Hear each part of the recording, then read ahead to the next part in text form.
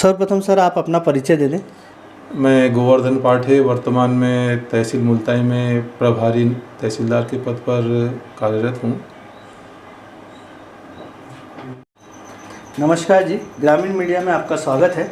आज गुरुवार के दिन दोपहर में तहसील में एक व्यक्ति ने आत्मदाह करने की कोशिश की गई थी और उसमें आपने ग्रामीण मीडिया के ऊपर उस व्यक्ति का पक्ष सुना।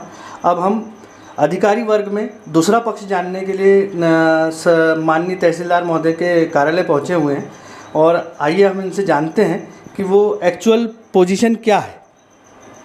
सर, जो आज घटना घटित हुई उसमें सबसे पहले आप बताएं कि क्या मामला है वो। आज जो घटना घटित हुई उसमें शोहित पिता अशोक बोबड़े द्वारा जो कृत्य किया गया उसके संबंध में मैं यहाँ बताना चाहता हूँ कि अशोक बोबड़े जी के माताजी ने एक वसीयत की थी जिसमें 6 खसरा नंबरों का एवं संपूर्ण संपत्ति का उल्लेख था, जिसका निराकरण व्यवहार न्यायालय द्वारा किया जा चुका है और राजस्व अभिलेखों में समस्त 6 खसरों की इंदराज कर दी गई है। वर्तमान में शेष वारसानों द्वारा 3 जो शेष खसरे बचे हुए हैं उस पर फौती नामांतरण का आवेदन दिया जाकर फौती नामांतरण किया गया था।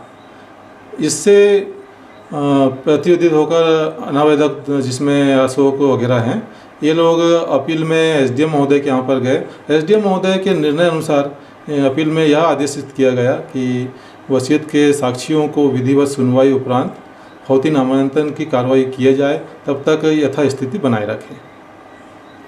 जी, जैसे एसडीएम महोदय ने जो ऑर्डर किया है कि सभी पक्षकारों को सुनकर उनके गुण दोषों के आधार पर निर्णय करें, तो क्या आपके द्वारा संबंधित व्यक्ति को नोटिस तामील करवाया गया था? जी, संबंधित व्यक्ति अशोक बोबड़े जी को नोटिस तामील कराने के लिए हमने भेजा था, जिसे उन्होंने लेने से इनकार किया। आज उनके अधिवक्ता हमारे न्यायालय में उपस्थित हुए थे, तो हमने उनके जवाब को दर्ज किया हुआ है और प्रकरण अभी विचाराधीन है। प्रकरण में पटवारी प्रतिवेदन के लिए निर्देशित किया गया है। अभी तक प्रकरण में कोई आदेश नहीं हुआ है। तो सर, जैसे ये जो प्रकरण अभी पटवारी रिपोर्ट के लगा हुआ है, मतलब अपन ये कह सकते हैं कि इसमें किसी प्रकार का कोई अंतिम निर्णय नहीं हुआ है? जी, है ना? बिल्कुल, अभी इस प्रकरण में हम किसी निष्कर्ष पर नहीं पहुंचे हैं।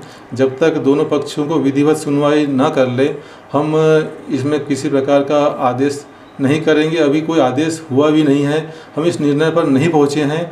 आवेदक अशोक बोबड़े जी के मन में क्या शंका हो रही है, हम इसमें कुछ नहीं कर सकते। इस प्रकार के आए दिन हमारे पास प्रकरण आते रहते हैं। संपूर्ण जांच के उपरांत ही हम किसी आदेश का क्रियान्वयन करते हैं।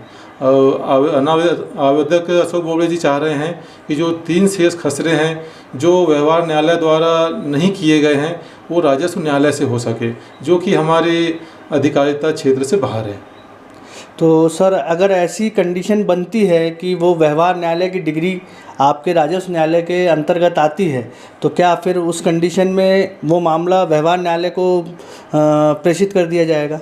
जी, इसके लिए उन्हें ही व्यवहार न्यायालय में डिग्री संशोधित करानी होगी या फिर उस आदेश की अपील करनी होगी। हम व्यवहार न्यायालय के या फिर सभी सिविल न्यायालयों के आदेश को क्रियान्वयन करने के लिए बाध्य होते हैं।